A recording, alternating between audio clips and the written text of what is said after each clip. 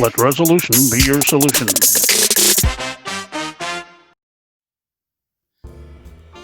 Today's topic is the news media, and whether people actually think that fake news exists. Now, my countryman Donald J. Trump, a legend in his own mind and a hero to the people, he believes that there is a lot of fake news. Now, you may believe that it's just people that don't agree with him. You may believe it's people who do agree with him. I don't know what you believe until you give me a call.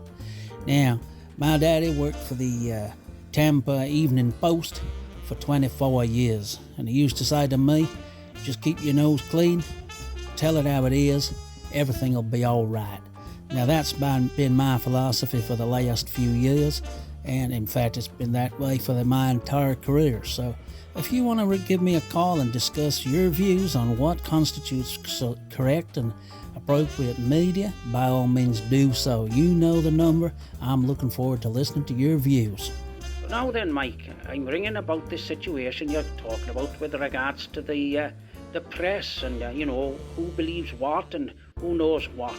I just wanted to tell you a little story about a few years ago. I was at work, and two of my work colleagues used to come in on a Monday morning, and by break time they'd go in the canteen and they would argue about the rugby, whether a given try was a try or whether it was a foul or something like that, whether the ball was in or out.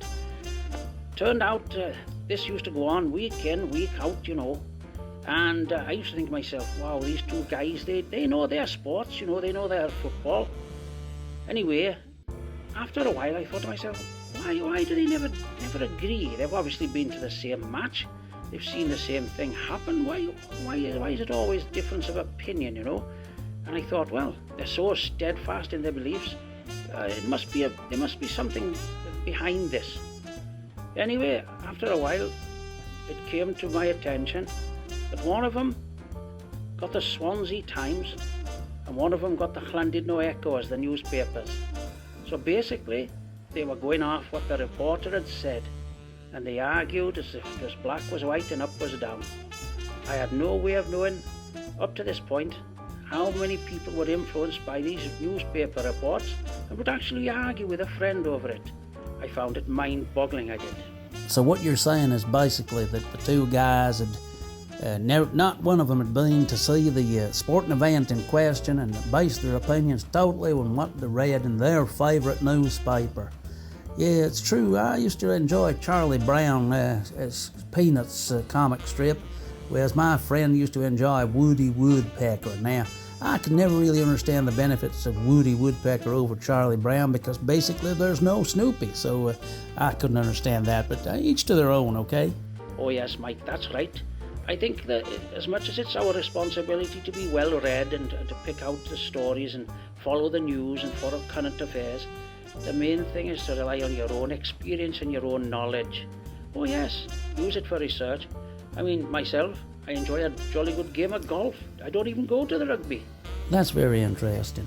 Oh, now then, looking at my board, I see that the next caller to ring in is Fred. Is it possible that my mentioning Snoopy has triggered him to ring in? Go ahead, Fred. Hello there, Mike. You seem to be talking about newspapers, from what I gather. I've been listening along, and what I thought to myself is when my little dog was even smaller, when he was a puppy, right, we used to find an incredibly good use for newspapers. Obviously, they weren't necessarily very topical, but they did allow us to keep control of his pickle, from his nether quarters, because, that's all about most newspapers seem to be fit for. So, I'm not talking about using them for a chip wrapper, because obviously that would be unhygienic, but what I'm really I think you know what I'm talking about, Mike. That's my opinion of newspapers. Yesterday's news, it's tomorrow's chip wrapper, and the day after that, it provides a very good toiletry aid for your puppy dog, and that's about the size of it as far as I'm concerned. Well, thank you there, Fred. It seems to me that you're not a great fan of the newspapers, and you have a multitude of uses for the product. It does make me worried a little bit about what you might do if you got a hold of the internet, but there you go.